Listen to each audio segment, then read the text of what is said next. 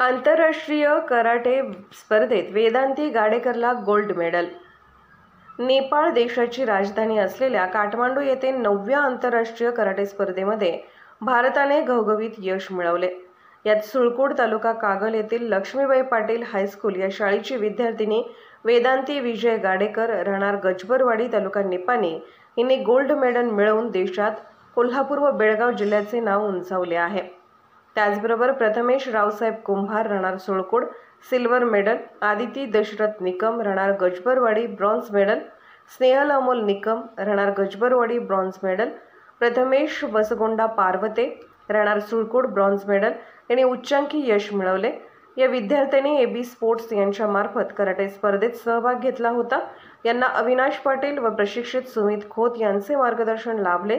या कराटे स्पर्धेसाठी जगातून चीन, भारत, श्रीलंका, भूतान, बांगलादेश यासह अनेक देशातील सुमारे 2000 खेळाडू आले होते। यातून वेदांती गाडेकर हिने यश खेचून आणले आहे। दरम्यान कोल्हापूर येथे यशस्वी विद्यार्थी आल्यानंतर AB स्पोर्ट्स यांच्या मार्फत सत्कार करून जल्लोष करण्यात आला।